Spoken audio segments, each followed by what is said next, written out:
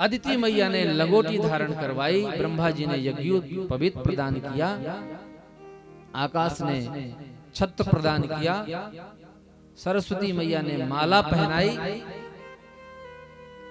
यज्ञोपवीत बृहस्पति जी ने धारण करवाया। और जब यज्ञोपवीत होता है तो उसमें भिक्षा मांगने का विधान है। तो भिक्षा मांग करके बावन भगवान जब लेकर के आए, बृहस्पति जी को प्रदान किया, तो बृहस्पति जी ने कहा कि ब्रह्मचारी, इतनी भिक्षा से मैं प्रसन्न होने वाला नहीं हूं। तो बोले गुरुजी क्या चाहिए आपको भिक्षा में? बोले मुझे त्रैलोक्य की संपदा चाहिए। बोले त्रैलोक्य की संपदा कौन देगा?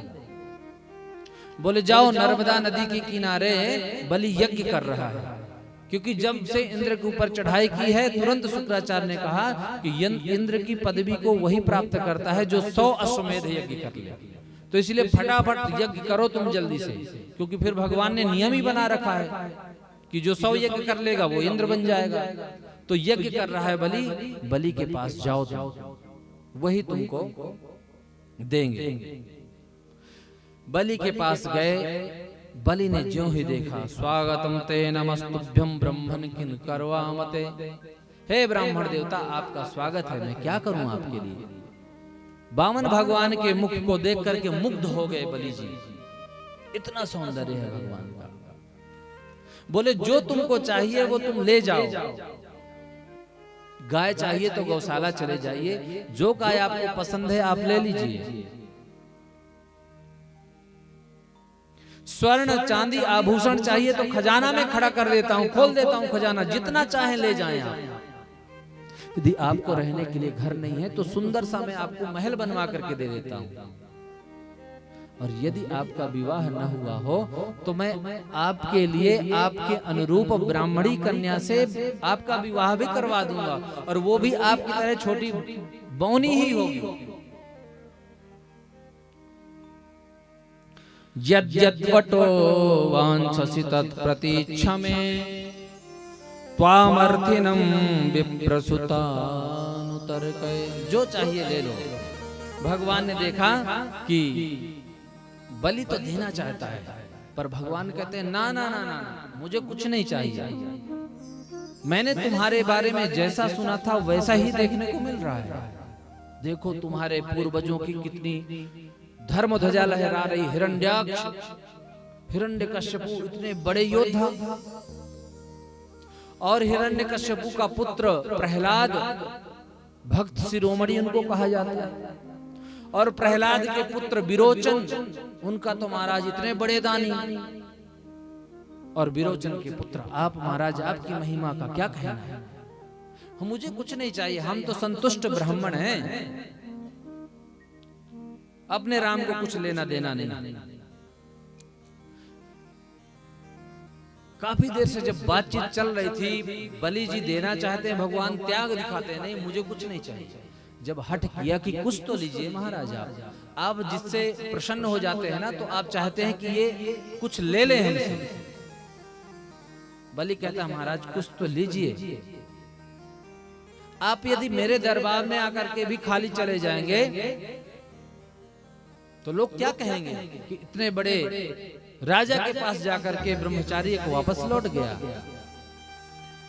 जब बहुत जिद की तो बोले कि ऐसा है कि हमें 3 पग भूमि दे दो तुम, क्योंकि हम जहां भी संध्या बंदन करते हैं कोई भी आ जाता, उठो महाराज हमारी जमीन है, संध्या बंदन करने के लिए जगह नहीं है, इसलिए 3 पग जमीन है।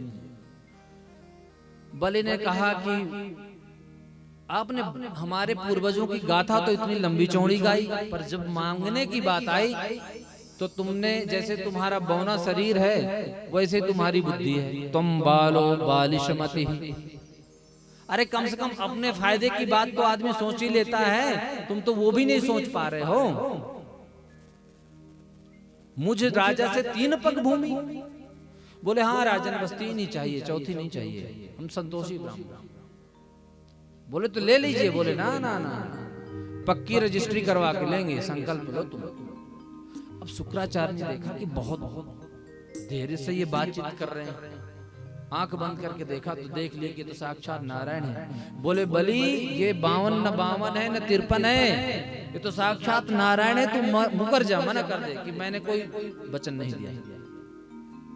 बलि कहते हैं गुरुजी मैं कैसे वचन अपने मुकर जाऊं? क्या संकल्प लेना ही वचन होता है, कहना वचन नहीं होता है। शुक्राचार्य कहते हैं कि कुछ जगह हैं जहां झूठ बोलने का दोष नहीं लगता है। तुम बोल दो कि मैंने कोई दान मान की बात नहीं की। बोले महाराज कहां पर झूठ बोलने का नहीं दोष लगता है? कहते हैं स्त्री सुनर्म विवाहे च प्रत्यर्थे प्राण संकटे गो ब्राह्मणार्थे हिंसायाम नान्यतम स्यात् जुगुप्सुतम। सबसे पहले स्त्रियों से झूठ बोलने का पाप नहीं लगता है। बोले महाराज ये तो बड़ी गड़बड़ बात आपने बता दी, अब तो हमारे घर वाले तो दिन भर झूठ बोलेंगे। क्योंकि युधिष्ठिर जी का श्राप है। कर्ण को पिंड दान देने के लिए कुंती ने युधिष्ठिर से कहा कि बेटा एक पिंड दान कर्ण को भी दे दो ना। बोले माँ हमारे कुल का नहीं, गोत्र का नहीं, मैं कैसे दे दूं? बोले बेटा मैं कह रही हूँ दे दो, पर युधिष्ठिर जी देने को तैयार नहीं है और कुंती चाहती है कि ये दे दे, क्योंकि वो कुंती का ही तो बेटा था। बार बार जब जिद किया कुंती ने तो युधिष्ठिर जी ने पूछा कि माँ बार बार क्यों बोल रही हैं आप? बोले बेटा तुम्हें ये बात पता नहीं है, तुम्हारा खास सगा भाई था वो कर्ण। बोले माँ आपने इतने बड़े राज को आज तक छिपा करके रखा। महाभारत में यदि महाभारत से पहले बता दी होती तो हम तो कर्ण को ही राजा बनाते और उसके चरणों में बैठ करके हम सारा जीवन बिता देते। आपने तो हमारे साथ धोखा किया है। जाओ मैं श्राप देता हूँ कि आज के बाद किसी भी माता के हृदय में कोई भी बात टिकेगी ही नहीं। यदि आपने राज्य की बात बता दी तो अपने सहेली को बताएगी, फिर सहेली अपनी सहेली को बताएगी, फिर करने करने जपन जना पूरा गांव जान जाएगा। इसीलिए कहा गया कि स्त्री सु झूठ बोलने का पाप नहीं लगता है, अपने राज्य की बातें न बताओ। फिर नर्म विवाहे सो, किसी स्त्री लड़की का शादी नहीं हो रही हो झूठ बोल के करवा दो।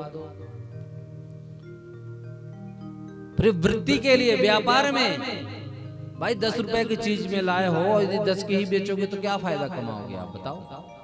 10 की लाए होगे तो 12 की बताओ, फिर 11 की बेच दो, 1 रुपए फायदा होगा आपका। वृत्त्यर्थ है। किसी के प्राण संकट में हो तो झूठ बोल करके बचा लो। गाय के लिए झूठ बोलना पड़े, ब्राह्मण के लिए झूठ बोलना हो तो उसका दोष नहीं लगता है। बलि मुकर जाओ। बोले महाराज मैं नहीं मुकरूंगा, सब लूट जाए चाहे मेरा।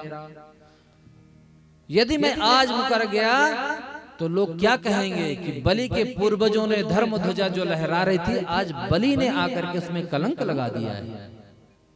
मैं उस कलंक को नहीं लगाने दूंगा। सब कुछ जाता है तो चला जाए। यदि ये नारायण है तो इतिहास याद करेगा कि भगवान को भी बलि के घर मांगने जाना पड़ा, और यदि ये ब्राह्मण है तो ये 3 पगभूमि ले लेगा। तुरंत बोले भाई देखो देना हो तुमको तो दो, नहीं तो हम तो चले। बोले नहीं नहीं महाराज आप तो अपनी जमीन लीजिए, संकल्प लो। संकल्प पढ़ने लगे भानु भगवान।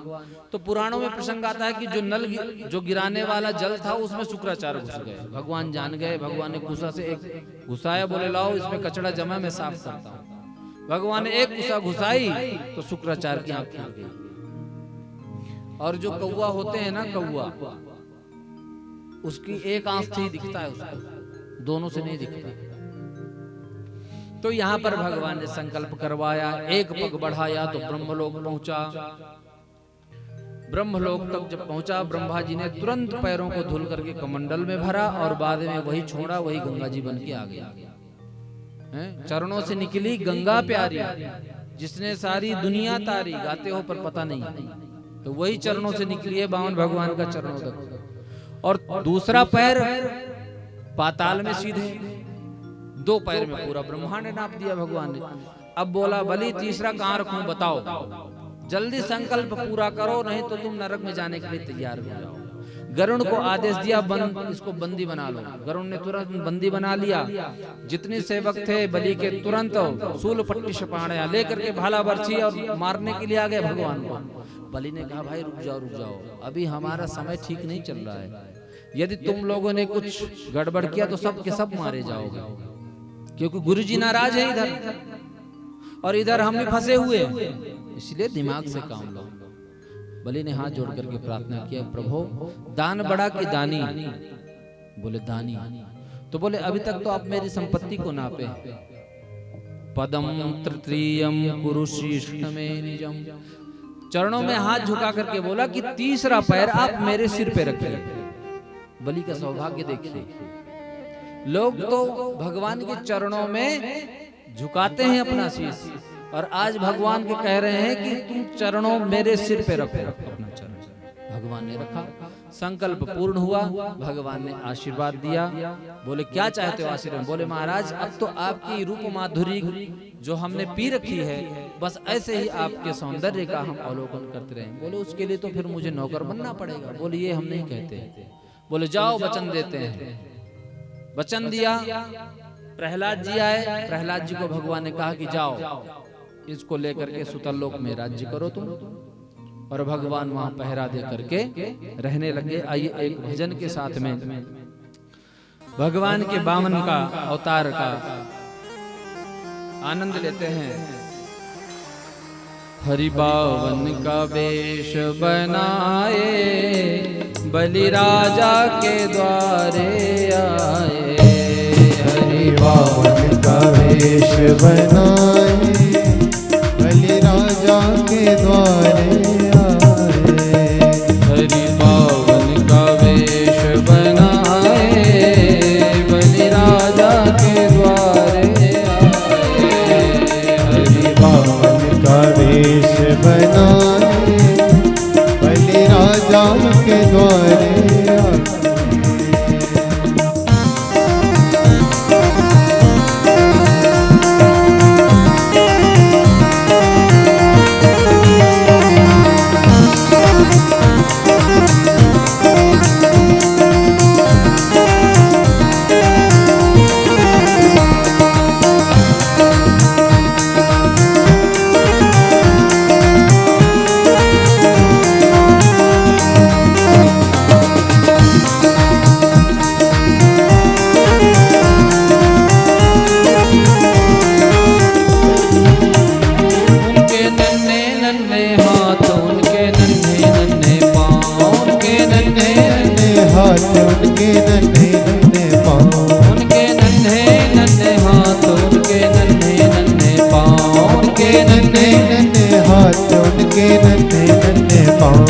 पैरों में खड़ा मुस्काए, पैरों में खड़ा मुस्काए, बलि राजा के द्वारे आए। हरि बावन का वेश बनाए, बलि राजा के द्वारे आए। हरि बावन का वेश बनाए, बलि राजा के द्वारे आए।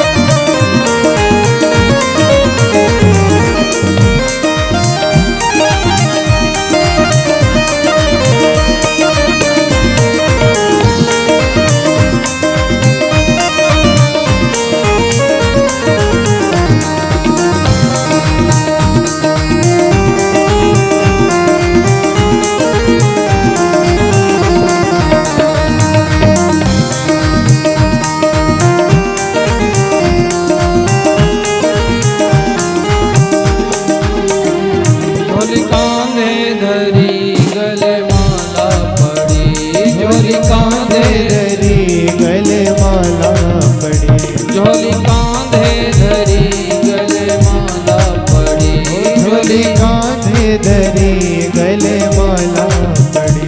मृगछाला बगल में दबाए, मृगछाला बगल में दबाए, बलि राजा के द्वारे आए। मृगछाला बगल में दबाए, बलि राजा के द्वारे आए। हरि बावन का वेश बनाए, बलि राजा के द्वारे आए।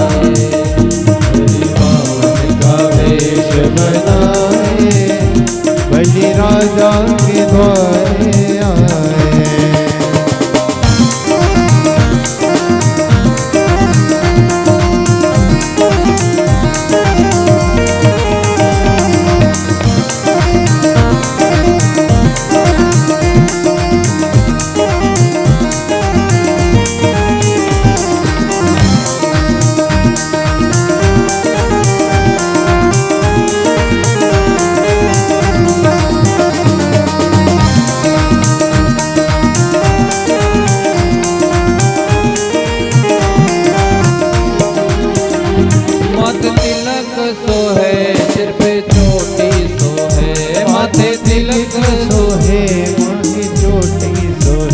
माथे तिलक सोहे सिर पे चोटी सोहे, माथे तिलक सोहे सिर पे चोटी सोहे। हाथों में कमंडल सुहाए, हाथों में कमंडल सुहाए, हाथों में कमंडल सुहाए, हाथों में कमंडल सुहाए। बलि राजा के द्वारे आए, हाथों में कमंडल सुहाए, बलि राजा के द्वारे आए। हरि बावन का वेश बनाए, बलि राजा के द्वारे आए, हरि बावन का वेश बनाए, बलि राजा के द्वारे आए।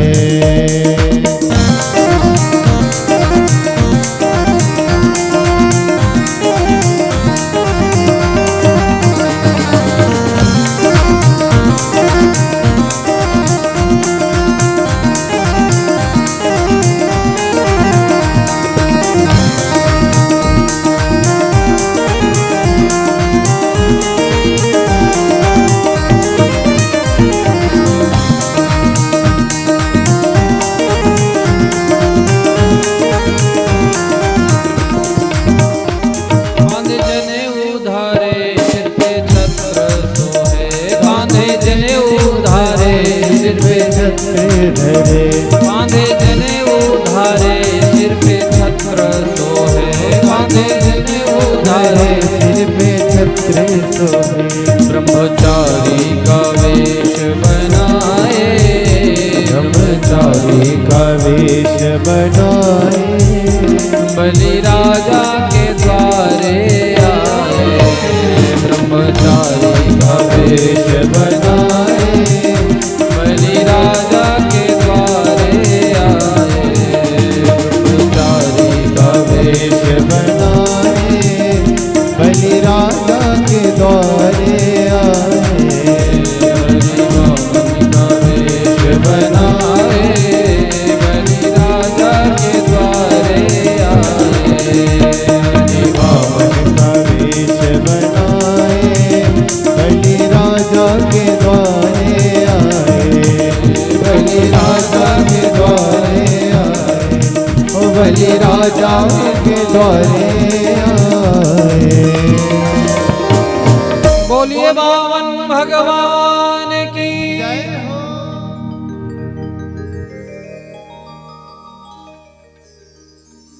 भगवान स्वयं द्वारपाल बन करके सुतल लोक में रहने लगे। इधर लक्ष्मी जी ने सोचा कि हमारे पतिदेव पता नहीं कहाँ चले गए, तो नारद जी से मुलाकात हुई। नारद जी बोले कि आपके पतिदेव तो जाकर के द्वारपाल बने हुए बलि के यहाँ। तो बोले कि अब मैं कैसे लेकर के आऊं अपने पति को। नारद जी ने कहा कि बहन लक्ष्मी जी, बलि की कोई बहन नहीं है और रक्षाबंधन आने वाला है। इतना नारद जी ने कहा, लक्ष्मी जी कहा बस बस बस महाराज मैं समझ गई क्या करना है मुझे। तुरंत लक्ष्मी पहुंची बलि के यहाँ और लक्ष्मी जी ने बलि को कहा कि भैया मेरे कोई भाई नहीं है और आज रक्षाबंधन है, राखी बांधना चाहती हूँ। बोले हाँ बहन क्यों नहीं। तुरंत लक्ष्मी जी ने बलि को राखी बांधी। बलि ने कहा बहन क्या चाहती हो तुम, मांगो। क्योंकि रक्षाबंधन वाले दिन भाई बहन को कुछ न कुछ देता है और देना चाहिए। बोले भैया दे दोगे? बोले हाँ दे दूंगा। बोले जो ये आपका द्वारपाल है ना, इसको दे दो। बोले बहन तुमने क्या मांग लिया? ये तो मेरे प्राण हैं, प्राणों को मांग रही, मैं जीवित नहीं रहूंगा। बोले भैया तुम्हारे ये प्राण है ना, लेकिन ये मेरे प्राणनाथ हैं, इसके इनके बिना तो मैं मेरी गति ही नहीं है। तो समझौता किया बलि जी ने कि बहन मेरे प्राण हैं, इसलिए 4 महीना मेरे पास रहेंगे, और आपके प्राण हैं और नाथ भी हैं, इसलिए 8 महीना आपके पास रहेंगे। ऐसी दिव्य लीला करके अदिति माँ के मनोरथ को पूर्ण किया, बृहस्पति जी के मनोरथ को पूर्ण किया। भानु भगवान ने अष्टम स्कंद यहीं पर समाप्त होता है, विश्राम लेता है। नवम स्कंद में 24 अध्याय हैं, जिसमें 12 अध्यायों में सूर्यवंशी राजाओं का वर्णन है और 12 अध्यायों में चंद्रवंशीय राजाओं का वर्णन है। इन्हीं सूर्यवंश में ही भगवान श्री राम की कथा का भी एक अध्याय में वर्णन है, विशेष रूप से एक श्लोक में। पर समय अब अधिक हो गया, इसलिए हम राम कथा तो आप सबको नहीं सुनाएंगे, क्योंकि राम कथा सब आप लोग जानते हैं। आदौ राम तपोवनादिगमनम हत्वा मृगम कांचनम वैदेही हरणम जटायुमर्दनम सुग्रीव संभाषणम बाली निग्रहणम समुद्रतरणम लंकापुरी दाहनम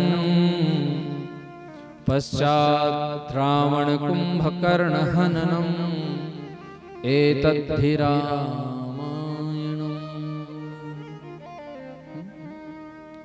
राम कथा एक ही श्लोक में चंद्रवंशी राजाओं का वर्णन करते हुए सुखदेव जी कहते हैं, राजन नारायण के नाभि कमल से ब्रह्मा जी के बेटा ब्रह्मा जी उत्पन्न हुए, और ब्रह्मा जी के बेटा हुए अत्रि मुनि, अत्रि के बेटा चंद्रमा, इनसे चला चंद्रवंश। चंद्रमा के बेटा बुध, बुध के बेटा पुरुरवा हुए, इनका दूसरा नाम था ऐल। ऐल का विवाह उर्वशी अप्सरा से हुआ तथा इनके आयु सत्यायु रथ रय जय विजय आदि 6 बेटा हुआ। इन्हें की प्रतापी वंश में आगे चलकर महाराज नहुष का जन्म हुआ। नहुष के भी यति ययाति संयाति आयति व्यति कृतु आदि 6 बेटा हुए। उनमें सबसे बड़ा बेटा यति सन्यासी हो गया। दूसरे बेटा के 2 विवाह हुए। पहला विवाह शुक्राचार्य की बेटी देवयानी और दूसरा विवाह वृषपर्वा की पुत्री शर्मिष्ठा से हुआ। ययाति की यदु तुर्वसु द्रुयु अनुपुरी आदि 5 संतानें हुई। इन 5 संतानों में सबसे छोटे बेटे का नाम पुरु था और इन्हीं से चला पुरुवंश। क्योंकि शुक्राचार्य के श्राप से जब ययाति बुढ़े हो गए तो अपने बेटों से आयु मांगी, तो सबने तो मना कर दिया, लेकिन पुरु ने अपनी आयु प्रदान कर दी और बदले में वही राजा बने। इन्हीं से चला पुरुवंश। सुखदेव जी कहते हैं, परीक्षित तुम भी पुरुवंशी ही हो। इन्हीं पुरुवंश में ही राजा दुष्यंत हुए, जिनके पुत्र हुए भरत। इन्हीं भरत के नाम पर हमारे देश का नाम भारतवर्ष पड़ा। इन्हीं के आगे वंश में रंतिदेव हुए, जिन्होंने सूखा पड़ जाने पर अपना सर्वस्व पूरा राज्य ही लुटा दिया और 49 दिन तक खुद भूखे बैठे रहे। तुम पुरुवंशी हो। पुरुवंश और पुरु महाराज के जो सबसे बड़े भाई थे यदु, उनसे चला यदुवंश। यदुवंश में अजमीढ़, देवमीढ़, सूरसेन प्रभृति आदि बड़े बड़े प्रतापी राजा हुए। महाराज सूरसेन के बेटा हुए आनक दुंदुभी। इन्हीं का नाम था वसुदेव। वसुदेव जी की 7 पत्नियां थी। परीक्षित जी ने पूछा, महाराज आप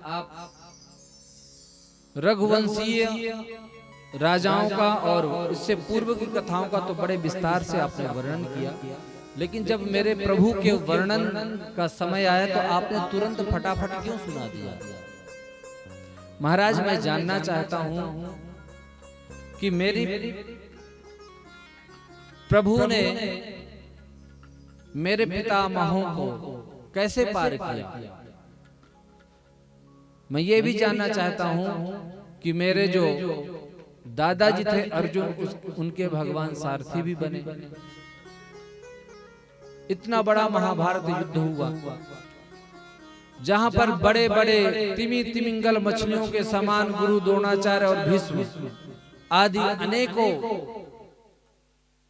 योद्धा थे, लेकिन उस सैन्य सागर से आपने अपनी कृपामयी नाव में बैठा करके मेरे पूर्वजों को पार लगाया। कृपा करके आप विस्तार पूर्वक सुनाएं। आप मेरे भूख प्यास की चिंता ना करें, क्योंकि कथा रूपी जो औषधि आप प्रदान कर रहे हैं ये भव रोग को मिटाने वाली है। कथा सुनने वाले का कल्याण होता है, प्रश्न जो पूछता है उसका कल्याण होता है, और जो सुना रहा है उसका भी कल्याण होता है। कृपा करके सुनाएं। इधर ब्रह्मा जी ने समस्त देवी देवताओं को सूचना दी कि अब भगवान का अवतार होने वाला है, तुम लोग भी सब अपनी पत्नियों के साथ जाकर के ब्रज में जन्म लो, क्योंकि भगवान अपनी प्रिया राधा रानी के साथ आने वाले हैं। एक दिन की बात है, कंस अपनी बहन देवकी को देखता है कि मेरी बहन बड़ी सयानी हो गई है, अब इसका विवाह कर देना चाहिए। सोचता है किसके साथ करूं, तो स्मरण आया कि सबसे बढ़िया जो व्यक्ति है वो वसुदेव है, और वसुदेव के साथ ही मैं अपनी बहन का विवाह कर दूं। पर कुछ ऐसा करूं कि जो समाज में मेरी छवि खराब है वो अच्छी हो जाए, क्योंकि समाज के लोग मुझे उग्र शासक कहते हैं, दुष्ट कहते हैं। तो विवाह रचाया देवकी का और अपने रथ में बैठा करके विदा करने के लिए तुरंत चल पड़ा। देवताओं ने देखा कि ये देवकी का यदि कंस लाडला बना रहा तो देवकी नंदन इसका वध कैसे करेंगे।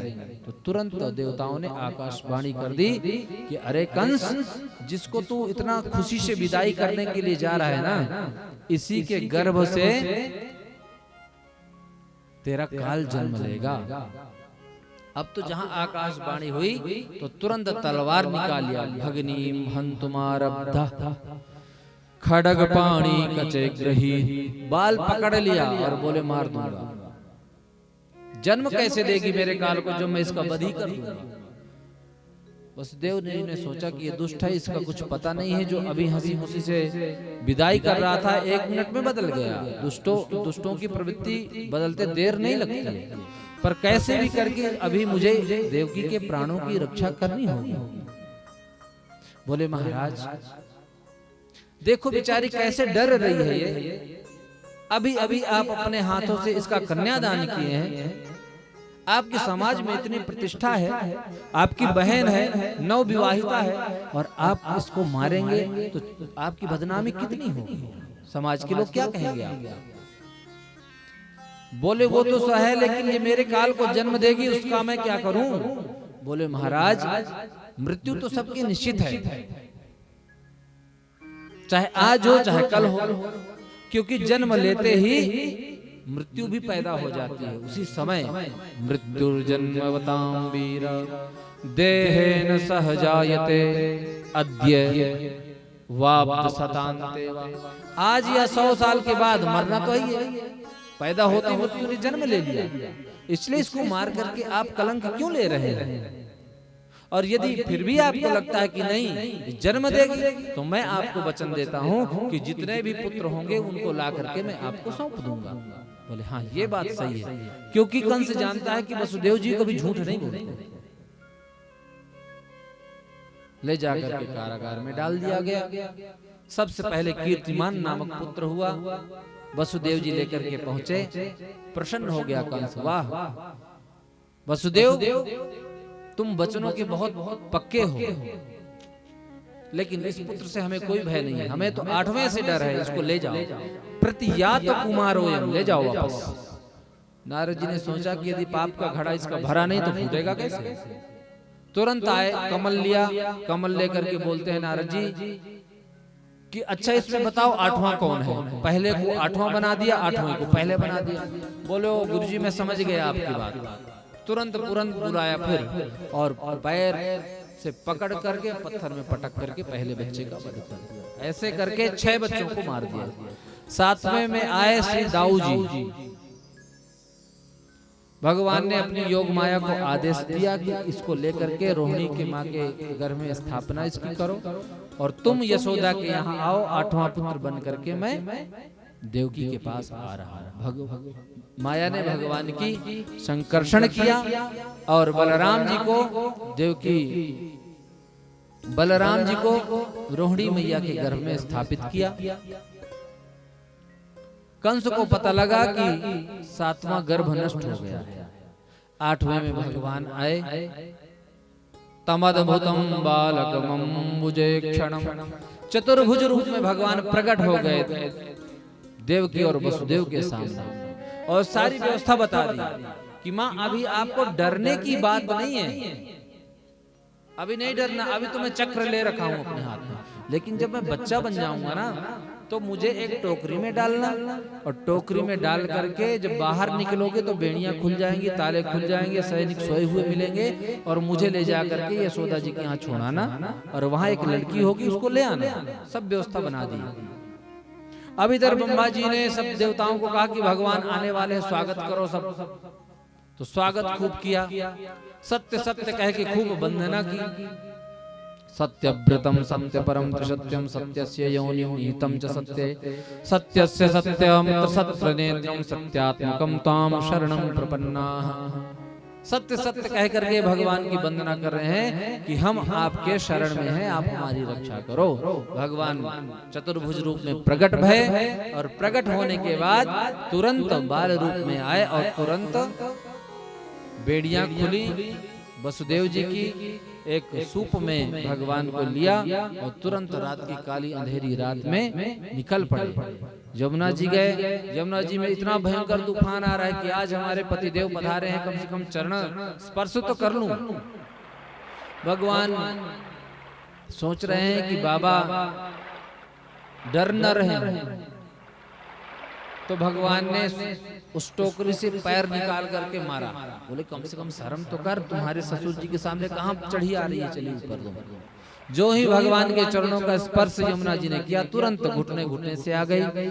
मंद मंद मेघ वर्षा कर रहे हैं और शेषनाग भगवान ने सोचा कि हमारे प्रभु भीग न जाएं, तो तुरंत अपने फणों का छाता बना लिया और तुरंत लेकर के आए। इधर क्या हुआ, इधर नंद बाबा के यहाँ बहुत दिन से संतान नहीं हो रही थी, तो एक बार ब्राह्मण की मंडली पधारी और खूब सेवा की और सारे ब्राह्मणों ने मिलकर के आशीर्वाद दिया कि पुत्रवान भव।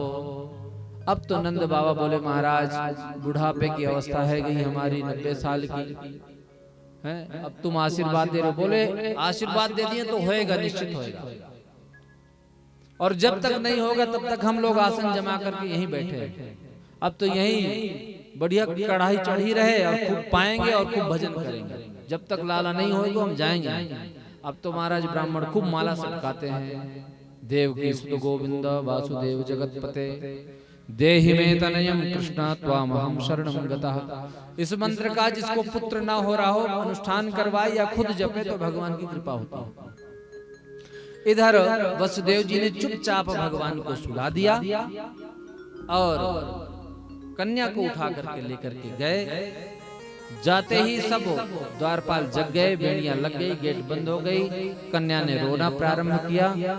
तुरंत सेवकों ने सूचना दी। कन्या को लेकर के जब कंस मारने के लिए पटकना चाहा तो हाथ से छूट करके उड़ गई आकाश में और बोली दुष्ट तू मुझे मारना चाहता है, तेरा मारने वाला तेरा काल तो पैदा हो गया। अब तो कंस का बड़ा माथा खराब हुआ कि ये देवता लोग भी झूठ बोलते हैं। बोले कि 8वां आएगा, ये तो 7वें में, ये खुद आई, ये खुद ही बोल रही। भगवान ने योग माया को कहा था कि तुम मेरा यदि काम कर दिया ना तो कलयुग में तुम्हारी खूब जय जयकार होगी। कभी काली, कभी दुर्गा, कभी वैष्णो देवी बन करके खूब पूजोगी। और वैष्णो देवी से याद आया कि वैष्णो देवी की यात्रा भी यहाँ अपनी हिमाचल प्रदेश से जा रही है, जिसने जाना हो। 14 अप्रैल को शिमला से ठ्योक से जाएगी बस। उसकी आयोजिका है मंजू शर्मा। जानते होंगे आप सभी लोग, और शायद हम भी रहे उस यात्रा में। तो जो भी जाना चाहता है आप संपर्क कर सकते हैं। भगवान ने कहा कि खूब पूजोगी तुम। और इधर क्या हुआ, सुनंदा को नंद बाबा ने बहुत पहले ही बुला करके ले आए थे, क्योंकि भाभी को बच्चा होना है तो काम कैसे करेगी। अब तो इधर नंद बाबा माला सटका रहे हैं, अभी तो भयो नाए, बाद को पतो नाए, अभी तो भयो नाए। पर सुनंदा ने देखा कि आज भाभी जगी नहीं, क्या बात है। खिड़की से देखा तो एकदम सुंदर सांवला सलोना खेल रहा है। अब तो देख करके दौड़ी, भैया कहाँ है, भैया का पता लगाओ। दौड़ी दौड़ी गई सुनंदा और बोले भैया। प्रसन्न मुद्रा में देखा तो नंद बाबा बोलते क्या हुआ बहन। बोले पहले बताओ मुझे क्या मिलेगा। अरे बोले बता तो सही। बोले क्या मिलेगा पहले बताओ। बोले ले तिजोरी की चाबी, जो तुमको चाहिए सो ले लेना, बताओ तो सही क्या हुआ है। तो बोले लाला भयो है, ऐसे ही जैसे आप बैठे हैं। अरे सुस्ती भगाओ, अब तो महाराज पूरे वृंदावन में तो उमंग आ गई, क्योंकि इतने साल बाद पुत्र हुआ है नंद महल में। अब तो महाराज बधाई होना शुरू हो गई। बधाई गाने लग गए, आप लोग भी गाइए, झूमिए। बधाई जब किसी के घर में जाते हैं, पुत्र होता है तो कैसे जाते हैं, ऐसे ही सोने के लिए। बताओ, अरे नाचते हैं, गाते हैं, झूमते हैं। आप लोग तो ऐसे लग रहा है कि कई दिनों से आप लोगों को भोजन नहीं दिया गया। आधा घंटा मैंने ज्यादा ले लिया तो आपको लगता है कि प्राणी निकलने वाले। अरे खूब बना हुआ चकाचक भंडारा, 2-2 किलो पाना। आज भगवान के जन्म उत्सव है ना, तो डबल। तो बधाई कर लीजिए, उसके बाद भंडारा पाइए। आइए भाव से। हो आज मैया यशोदा के द्वार बधैया बाज रही। आज मैया यशोदा के द्वार बधैया बाज रही। आज मैया यशोदा के द्वार बधैया बाज रही। आज मैया यशोदा के द्वार बधैया बाज रही। आज मैया यशोदा के द्वार बधैया बाज रही। आज मैया यशोदा के द्वार बधैया बाज रही। गाइए भाव से, झूमते हुए आनंद में।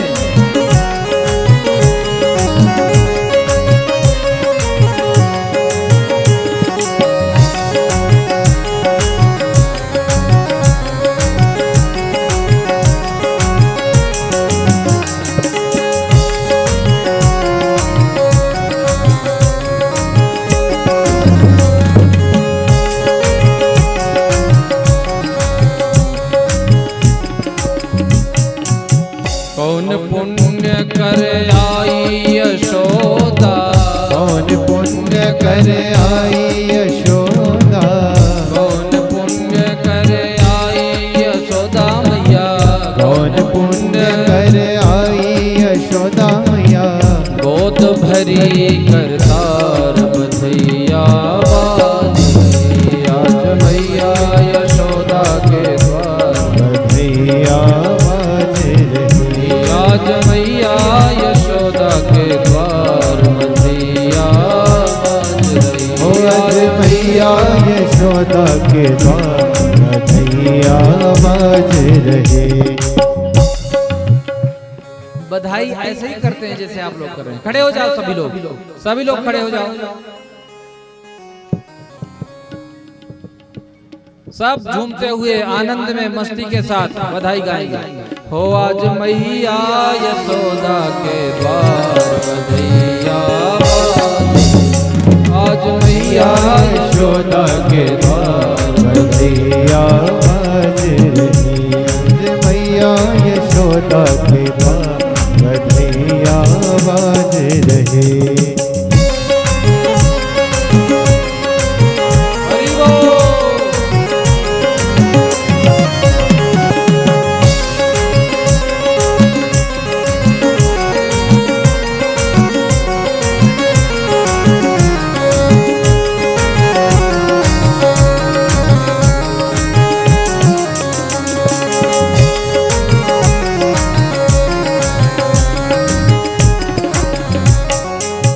कंचन थार लिए ब्रज युवती कंचन थार लिए ब्रज युवती कंचन थार लिए ब्रज युवती कंचन थार लिए ब्रज युवती कंचन थार लिए ब्रज युवती कंचन थार लिए ब्रज युवती गावत मंगलाचार बधैया बाज रहे गावत मंगलाचार बधैया बाज रही। हो आज मैया यशोदा के द्वार बधैया बाज रहे आज मैया यशोदा के द्वार बधैया बाज रही। गाइए भाव से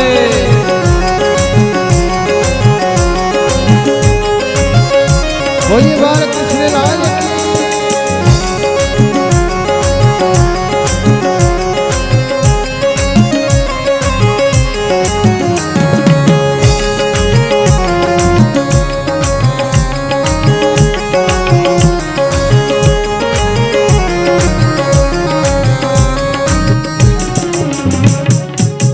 बाबा नंद जो करत मुदित मन बाबा नंद जो करत मुदित मन बाबा नंद जो करत मुदित मन बाबा नंद जो करत मुदित मन यथा योग्य सत्कार बधैया बाज रहे हो यथा योग्य सत्कार बधैया बाज रहे। आज मैया यशोदा के द्वार बधैया बाज रहे आज मैया यशोदा के द्वार बधैया बाज रहे।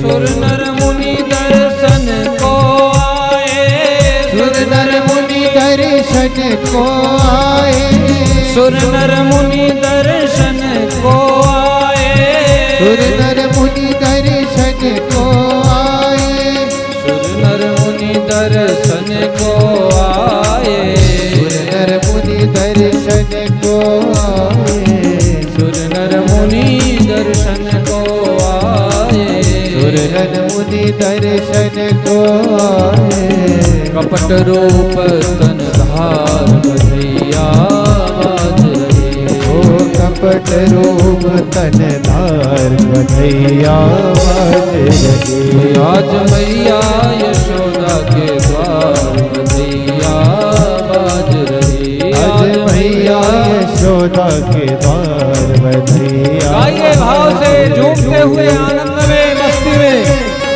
हरि बोल।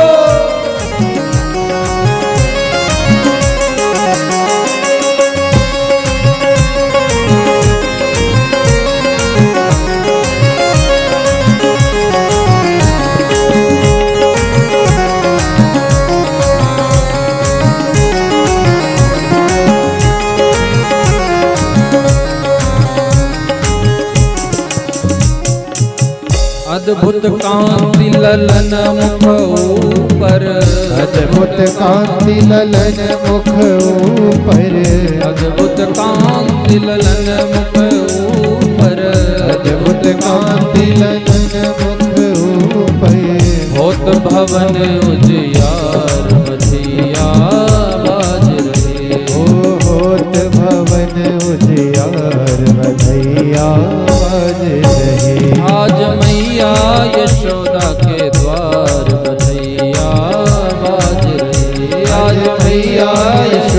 के द्वार बधैया बाज रही। आज मैया यशोदा के द्वार बधैया बाज रही।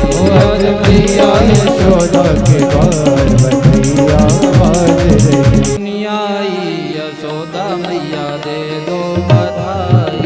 कृष्ण जन्म सुनी आई यशोदा मैया दे दे बधाई। कृष्ण जन्म सुनी आई यशोदा मैया दे दो बधाई। कृष्ण जन्म सुनी आई यशोदा मैया दे दो बधाई। दे दो बधाई मैया दे दो बधाई। दे दो बधाई मैया दे दो बधाई। दे दो बधाई मैया दे दो बधाई। दे दो बधाई मैया दे दो बधाई। कृष्ण जन्म सुनी आई यशोदा मैया दे दो बधाई। जन्म सुनी आई यशोदा मैया दे दो बधाई।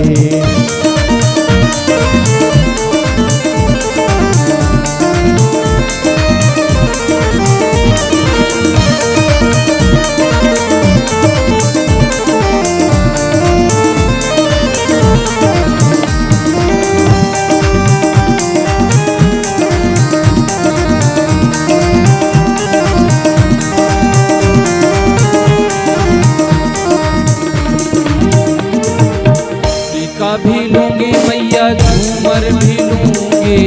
टीका भी लूंगी मैया झूमर भी लूंगी। जिसको जो चाहिए मांग लो। ऐसे अवसर बार बार नहीं मिलेंगे और भगवान की कृपा से मिलेंगे आपको, क्योंकि ये नंद उत्सव है।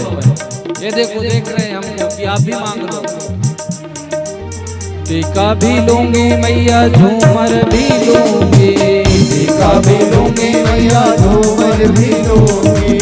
टीका भी लूंगी मैया झूमर भी लूंगी।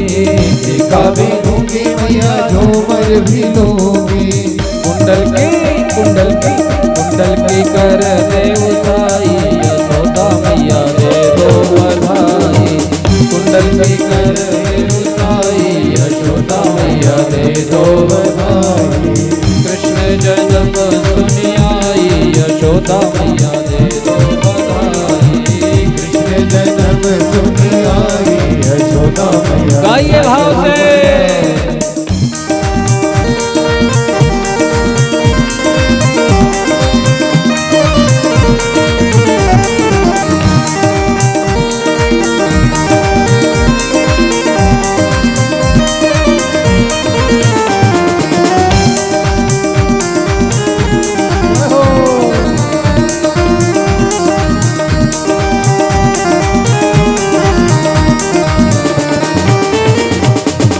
हरवा भी लूंगी मैया नेकलेस भी लूंगी। हरवा भी लूंगी मैया नेकलेस भी लूंगी। हरवा जानते हैं आप? जानते हैं? नहीं जानते? पहले माताएं होती थी जो चांदी के मोटे मोटे पैरों में पहनते थे, उसको हरवा बोलते हैं। हरवा भी लूंगी मैया नेकलेस भी लूंगी। हरवा भी लूंगी मैया नेकलेस भी लूंगी। हरवा भी लूंगी मैया नेकलेस भी लूंगी। हरवा भी लूंगी मैया नेकलेस भी लूंगी। लाकट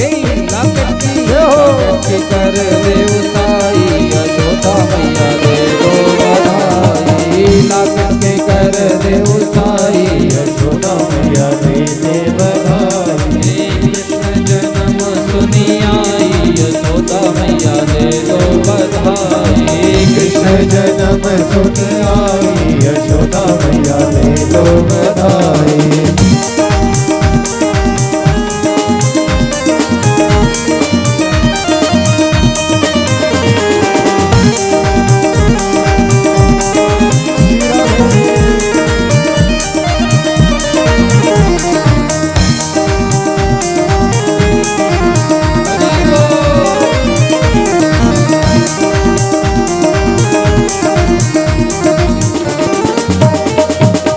दस्ते भी लूंगी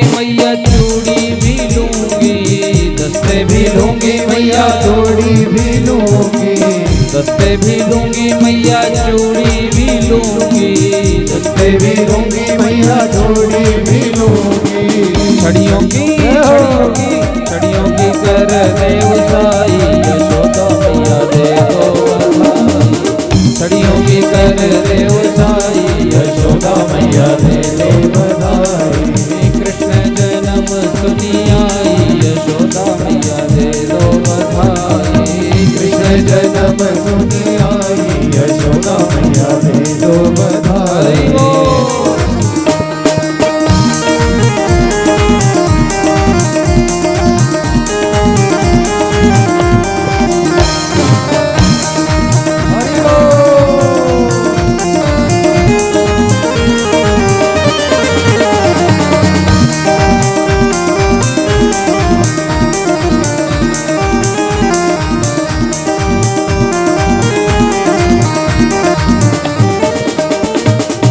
पायल भी लूंगी मैया पायल भी लूंगी, पायल भी लूंगी मैया पायल भी लूंगी।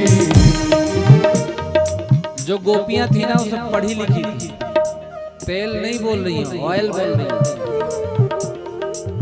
पायल भी लूंगी मैया पायल भी लूंगी, पायल भी लूंगी मैया पायल भी लूंगी। पायल भी लूंगी मैया पायल भी लूंगी, पायल भी लूंगी मैया पायल भी लूंगी। सुनर की कर देव साई यशोदा मैया दे दो बधाई। सुनर की कर देव साई यशोदा मैया दे दो बधाई। कृष्ण जन्म सुनी आई यशोदा मैया दे दो बधाई। कृष्ण जन्म सुनी आई यशोदा मैया दे दो बधाई।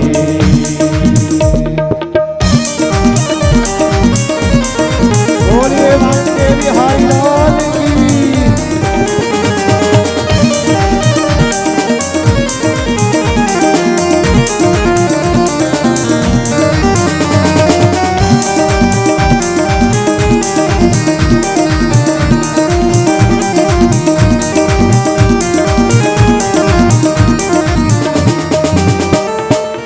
चंद्र सखी भज बाल कृष्ण छवि, चंद्र सखी भज बाल कृष्ण छवि। चंद्र छवि भज बाल कृष्ण छवि। चंद्र छवि भज बाल कृष्ण छवि। जी भर के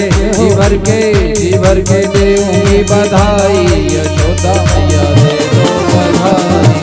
जी भर के देऊंगी बधाई यशोदा मैया दे दो बधाई। कृष्ण जन्म सुनी आई यशोदा मैया दे दो बधाई। कृष्ण जन्म सुनी आई यशोदा मैया दे दो बधाई। कृष्ण जन्म सुनी आई यशोदा मैया दे दो।